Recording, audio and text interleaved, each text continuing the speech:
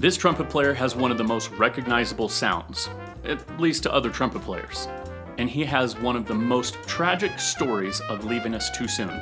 In this video, you're going to get a map of useful targets over the Clifford Brown Jazz Standard Tiny Capers.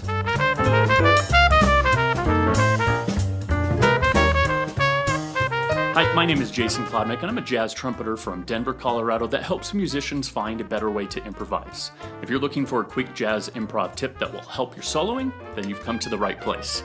When the calendar flipped over to 2021, many of us looked at what we accomplished and what we didn't get done. One thing that's been on my resolution list every year is to learn more standards that I don't know, revisit ones that are forgotten, and to be able to play ones that I'm familiar with but in keys that don't usually get called. So, I wanted to invite you into this journey with me.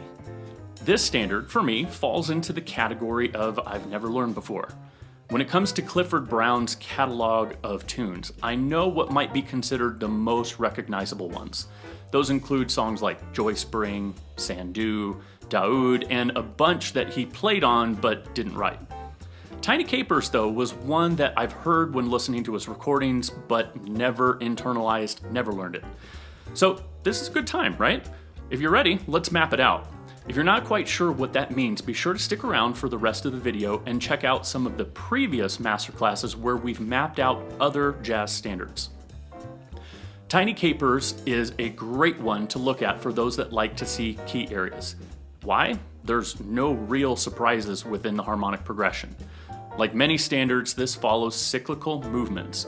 If you were to look at the cycle of fifths or circle of fourths, depending on which direction you're looking at, a lot of the root movements follow that cycle along with secondary dominance. We covered secondary dominance in previous videos. We're in the key of B flat and immediately jump into the cyclical pattern and secondary dominance. We have the 5 of G minor going, guess what, to G minor. That's the point of secondary dominance. The 5 of E flat major and the 5 of C minor. After the C minor 7, we have a passing diminished chord to keep a half step movement up to the D minor 7 here. The E flat 7 up and back to the D minor 7 is an interesting movement that we could spend a moment analyzing, but should probably save for another time. The rest of the A section is a series of 2 5s that don't resolve to their expected 1 chord, and those 2 5s go up in a series of fourths. The last of those takes us back to the top in the first ending. The second ending, though, sets us up with the 5 of E flat here to start the B section. The harmonic progression has more space compared to the compared to the A section. It's interesting that the bridge doesn't go to major, but rather a dominant chord. We go up a fifth to another dominant chord, the B flat 7, and then back to E flat 7. The last 3 bars is another series of descending 2 5s that don't resolve to their 1 chord, D flat here, C here, and a 2 5 that takes us to a repeat of the A section. So what I notice is that the key areas quickly shift. There's not a lot of time to hang out in one area. So here's my map of targets I'm intending to hit along the way. This map may look different from some of the other ones that we've done in previous videos. I'm going to be focusing on the macro targets of the main key area, which are the 1, 3, 5, and 7 throughout the A section. And then I'll focus on the targets that change. So in B flat, that's B flat, D, F, and A, the 1, 3, 5, and 7. You'll notice one of those changes here on this E flat major 7. I'm moving the A down to G, which is the 3rd of E flat. I've moved the D of the global key area up to E flat on the C minor 7. And then I like what Clifford Brown plays on his solo over this diminished chord, so I'm going to try and highlight it like he does. If you're wondering, wait Jason, what about the F sharp on that D7 chord? Or the A flat on that B flat 7 chord? Why aren't you targeting those? It's a great question. Targets work best on the downbeat of a measure because they are points of resolution. Beats 3 and 4, like those chords you mentioned, are points of tension. Are those note changes important? Of course, but that will cause your phrasing to be off, and the melodic line is the most important part in creating a solo. Some of those notes will naturally occur when we use certain targets. Okay, back to the map. Hopefully you can see how this allows me to continue, in a way, to think in B flat and make some slight adjustments as the changes occur throughout the progression. Pretty much anywhere there are slash marks in the A section, I'm thinking in B flat. I can do something similar on the bridge, but like I mentioned earlier, we have more time to hang out on some of these chords. The next step is to pick the tools I might use to get to these targets. Remember, this is my process for working something out. So I'll pick a tool or two and work them out.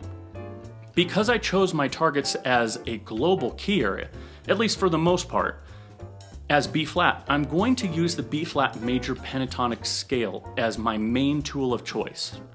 Knowing me, I'll probably use some others too though. I can't help it. I also really like what Clifford Brown plays over that C sharp diminished chord like I mentioned earlier, so I am going to try to use that line when it occurs, and then I'll see if I can make it work with some of the other targets too. If you'd like to check out more tools and how to use them to get to your targets, there are links below in the description that will help you out. I'm going to play a course and then give you an opportunity to try it out on this video too.